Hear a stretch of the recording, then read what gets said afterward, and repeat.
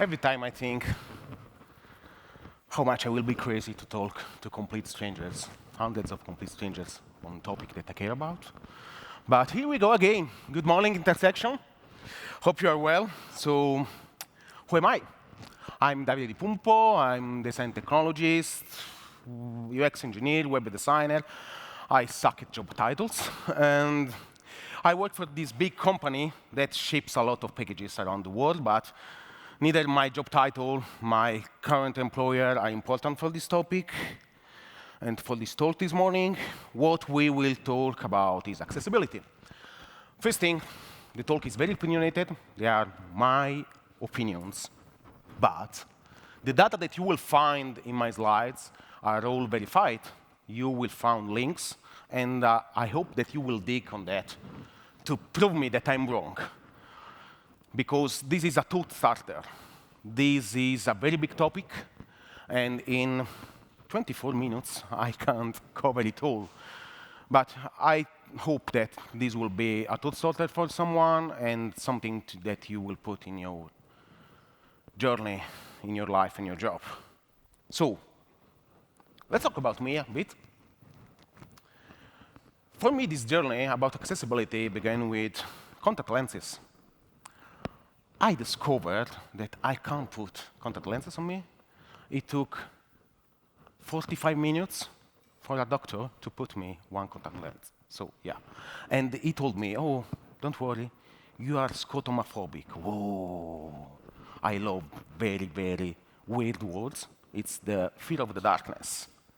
So people that have fear of darkness, obviously, don't want to someone play with their eyes, you know.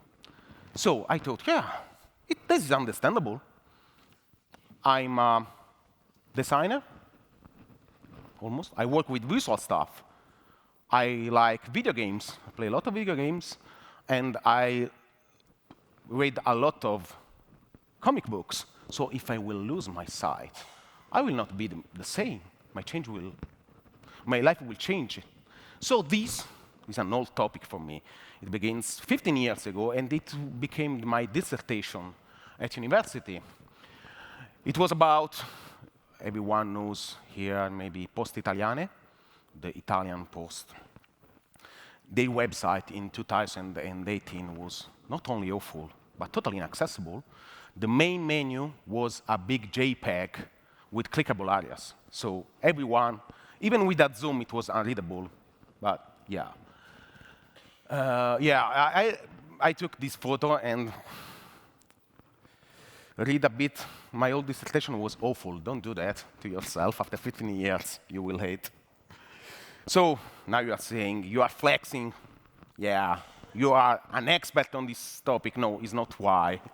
I'm showing that. The reason I want to show you my story is because I want you to empathize with me. I have not main disability. I have not a story like, oh, my father was something like that. I'm a person like everyone else in this room. So if I can care about accessibility, even you can care. It's not something that only happens to others. It's something that, it's a topic, very important one. The other thing is that after 15 years, I feel that I know very poor about this topic because it's not well represented and it's a difficult one, to be honest. So let's start from the beginning and let's understand what accessibility is on web, of course. We are talking about web. This is the W3C explanation on accessibility. You can find on the accessibility page, there is a link there, and the web is fundamentally designed to work for all people. Yeah, you can, there is also, all people is a very important word. There is some diversity here.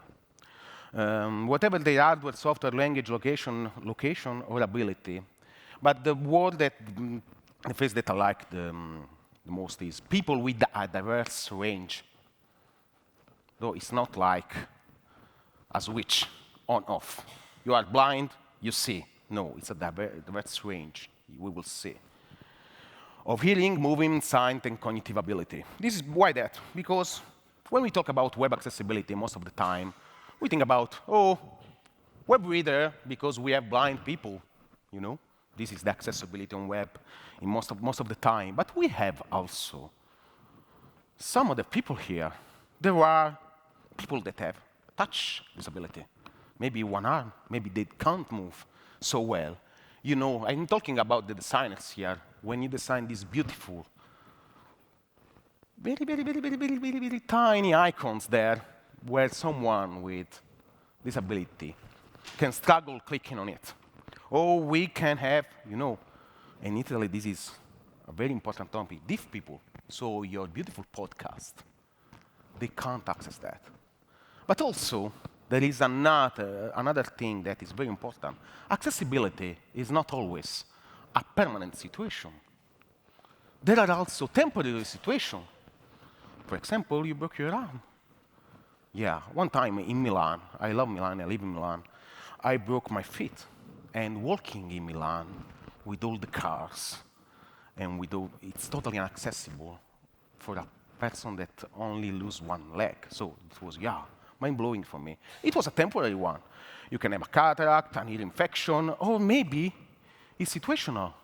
You can have accessibility issues for, like, you know, you're driving. Think about your app with advertising on your maps. Yeah, they can see that. You can put there maybe distracting advertisement when they are driving. This is also an accessibility concern. It's not only usability, it's really an accessibility issue. So, even when we talk about blindness, this is something that can scare, but there is not only blindness. We don't have only people that don't see and see. This is a list. This is Storybook plugin. If you know, Storybook is a tool to develop components. This is very useful. I suggest you to install it if you have Storybook. That will simulate for you a lot of site issues. And you can see there are a lot of them. And you can, yeah, this is a niche. Let me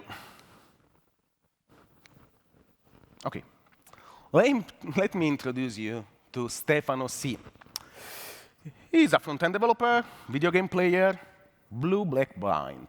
And we discovered that when he was 29 years old. He was a colleague of mine. He was developing one UI. This is an example. This was the UI. There were two sketch files, one on the left and one on the right. It's clear. You complete your sign-in, and the button became blue. And he said to me, OK, why two? What's the difference? And yeah, it's obvious, no? For him, it was not obvious. He struggled a lot, like, OK, I will put my lightness at must, seeing that, oh, yeah, that's a difference. He didn't notice that. You know how much will be frustrating to click on this button, not understanding why it's not working? And it could be worse. Think about red blindness. Oh, you know, you can see this a lot, this pattern. We have an error on an input. Let's disable the input and put a red label, red something on that. They will understand. Think again. And oh, there is even the audio. Wonderful. So let's use this empathy. This is me working. I'm a weird guy. Sometimes I work walking on a pad. So, you know, this can be funny, but it's also difficult to, you know, going with a mouse, click around small icons. And think, I'm one of your users. I will stop the audio stop. I'm one of your users.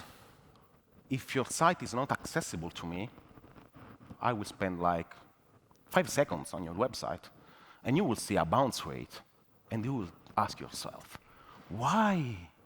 I don't know why. Maybe because it was accessible, inaccessible even for an able person. So, design technologies, tech-savvy, as you've seen, and also I'm a dad. Oh, I expect my daughter is beautiful. come on. Yeah, the first 6 months of my life, basically I lived like that. One arm on her. She slept only on me for the first 6 months. And I used only one arm to do everything. You know, basically, if your websites, if your app can be used with one arm, if I click tab and I don't see where your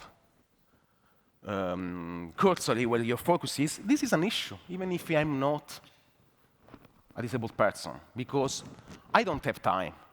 My daughter only slept for 15 minutes. I have tasks to be done. And I have only one arm to do that. OK, so we have understand that disabilities are range at this point. OK, the next question is, OK, we have this niche. Why should I care? First thing is the right thing to do. Everyone here, I hope, maybe you are a bad person, you feel good about suffering, it's OK. But for most of the people, this is the right thing to do. You already know that. But maybe you have stakeholders that don't want to do that because this is a niche. You have a business to prove around. So this is why I've done, for the first half of this talk, this exercise on empathy. Because it's not about others. Next day could be you. So this is a good exercise to do, to understand that it's something that is not only a niche, could be everyone. So let's talk business, because I think that there are businessmen here. Most of you care about that because it's the right thing to do. But we're business to run. We don't work for, I work for a company that want to make money. So those are Italian users on internet. Those are Istat data. You can click on that. There is a report. It's from 2021, maybe. Yeah, so 3% of people in Italy on internet are blind or visually impaired for some reason. Maybe it's temporary, maybe it's not. It's a big number. 8% have hearing issues. Think about, we have some company here that sell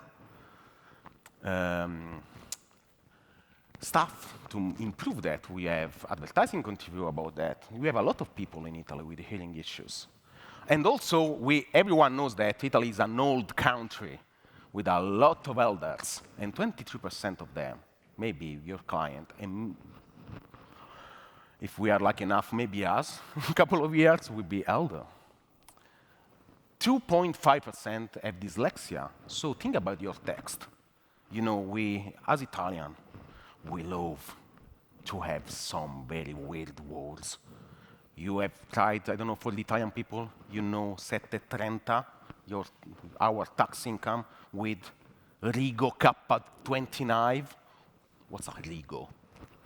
I never learned that. So, and the other issue is that almost 9% of the people in Italy that go to web are non-native speakers. Like me in English, I think that you noticed that at this point, but yeah, this could be an issue when you put something that is a totally Italian reference. I don't know. A bancomat icon for Italian bancomat is the ATM for everyone else. Maybe a foreigner can't understand that. And you know, you have seen this data, and I know that that happened to you. Some stakeholders with a not updated iPhone came to you and said, oh, the app, the website doesn't work on my device. This is an issue. But not updated Safari yesterday was 3.5%. So I'm not saying you don't tell. 3.5% only of the mobile market. So I'm not saying that you don't have to care about people with old devices, not updated device. But if you see the numbers, if you care about old browsers, and I know that everyone here think about old browsers, maybe you have to, you know, make some adjustment on your priority list. But let's talk numbers. There is this beautiful a report in 2019 in UK about the spending power of people with disability. It's called Click-Away Report. And they calculated that there are almost 25 billions of pounds that is the spending power of people of disability only in UK. Of that, 17 billion, sorry, can't spend their money because the e-commerce are not accessible. To make this comparable, the total amount of money spent in 2019 only in UK was the number here. So let's think about that.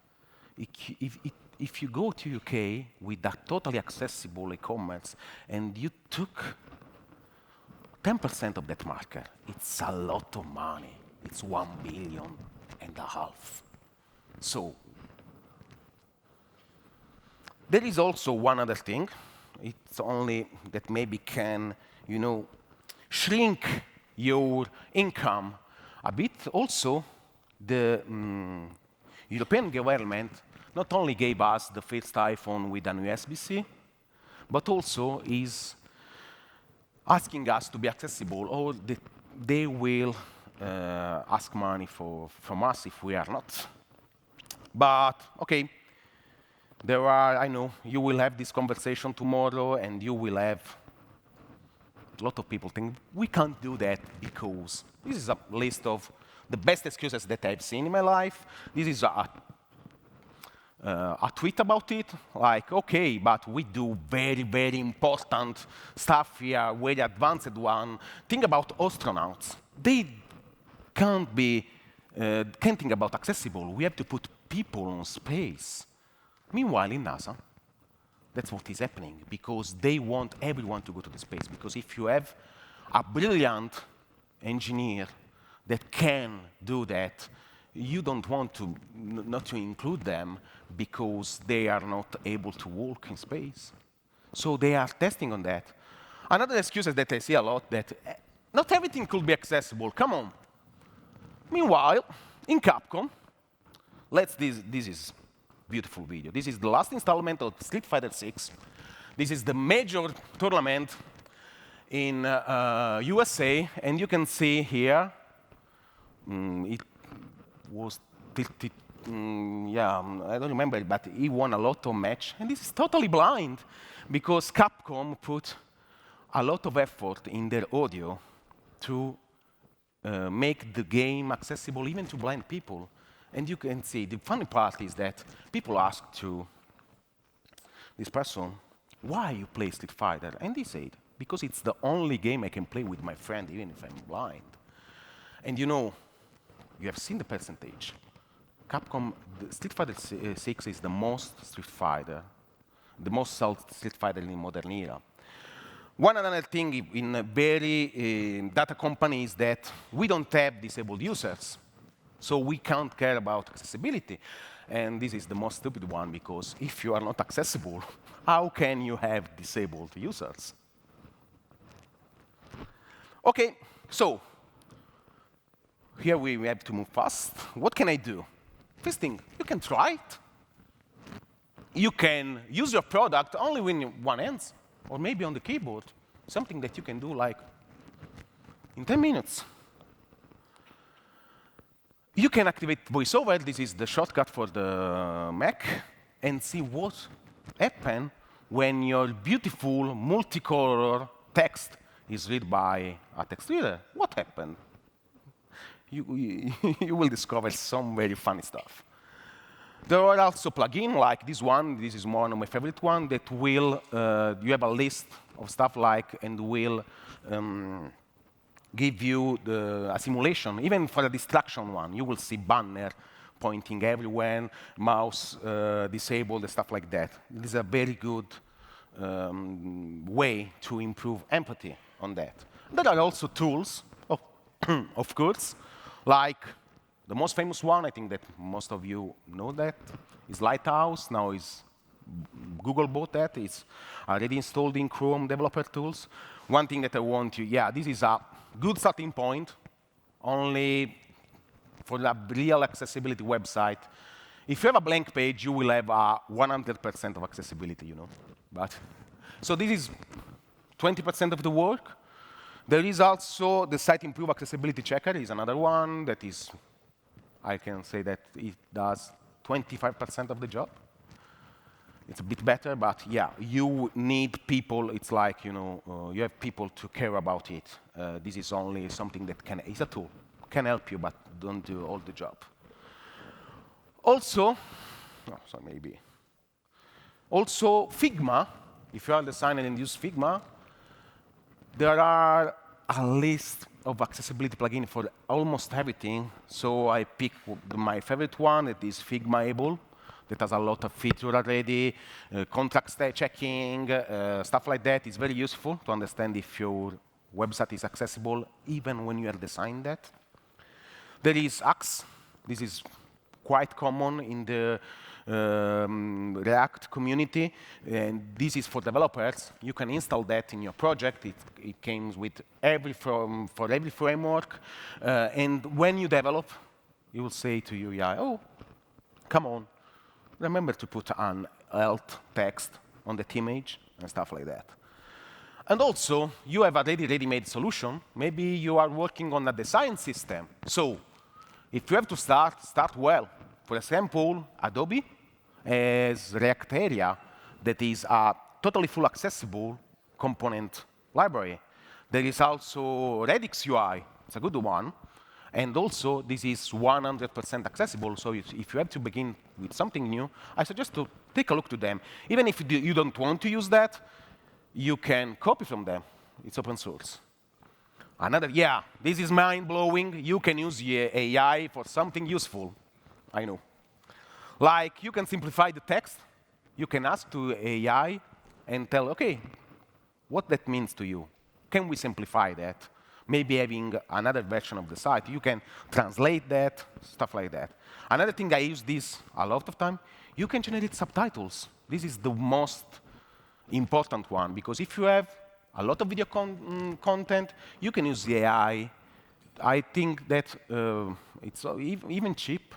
Last time that I subbed something, 20 minutes cost me like 8 cents, something like that. So even if you have a lot of content. That is also good to have subtitles because, search engines like subtitles because they can know that what your video is about, not only the description, even in the content. Or this is alternative text to image. You don't have to put blank one, or you don't have to, oh, come on. This is another GIF of cat, but you can ask to AI to generate text for you. The last suggestion that I gave you is to start soon.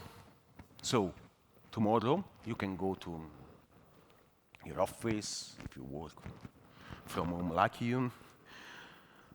First thing that you can do, to make a list. Lucky enough, on the internet, there is already a good one, and see if you do everything on the list. For example, if your website is accessible, not only with Site Improver, Lighthouse, you can have a list and understand if everything is working as expected on this list. And why I asked you to do that soon, for these, the quality cost rules. If you have to do accessibility, sometimes you say accessibility is hard. Yeah, because you already developed something.